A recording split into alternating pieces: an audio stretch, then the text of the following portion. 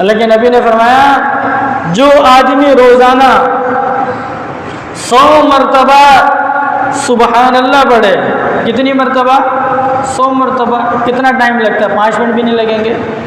100 مرتبہ روزانہ سبحان اللہ پڑھے، اللہ کے نبی صلی اللہ علیہ وسلم نے فرمایا اس کا ثواب ایسا ہے جیسا کہ 100 عربی غلاموں کو آزاد کیا ہو۔ کتنے غلاموں کو؟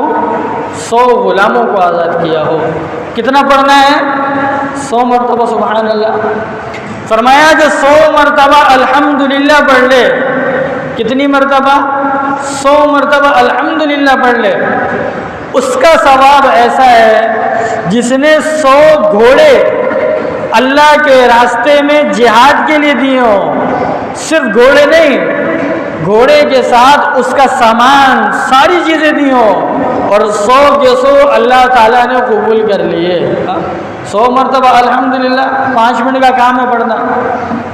اور کہا جو 100 مرتبہ سبحان اللہ الحمد اللہ اکبر پڑھ لے، 100 مرتبہ اللہ اکبر، صرف اس ذی الحجہ میں نہیں، عام دنوں میں بھی 100 مرتبہ اللہ اکبر پڑھ لے، اس کا ثواب ایسا ہے کہ کسی آدمی نے 100 اونٹ قربان کیے ہوں۔ کتنے اونٹ قربان کیے؟ 100 اونٹ ذبح کیے ہوں، اور 100 کے 100 کو اللہ نے قبول کر لیا۔ 100 کے 100 کو قبول کر لیا۔ کتنی مزے کی بات ہے کہ غریب آدمی جو قربانی نہیں کر سکتا اس ثواب کو تو لے سکتا ہے۔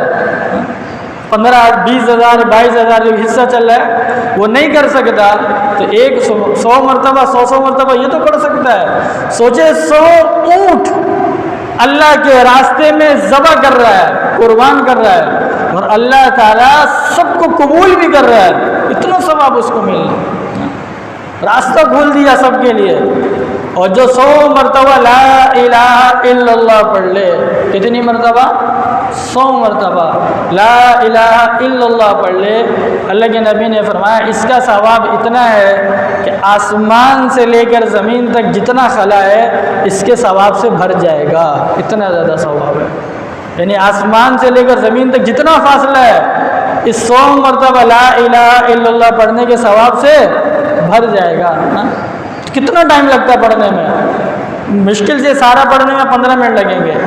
تو صرف عشرہ ذی الحجہ کے اندر نہیں، باقی دنوں میں بھی معمول بنا لیں کہ 100 مرتبہ سبحان اللہ، 100 مرتبہ الحمدللہ، 100 مرتبہ اللہ اکبر، اور 100 مرتبہ لا الہ الا اللہ روز پڑھا کر۔ اور اس عشرے میں تو 100 سے زیادہ کی کثرت ہو، 200 مرتبہ پڑھیں، 300 مرتبہ پڑھیں، 400 مرتبہ پڑھیں، اسی لیے کہ اس عشرے کے اندر عبادت کرنا اللہ تعالیٰ کو سب سے زیادہ محبوب ہے، سب سے زیادہ محبوب ہے۔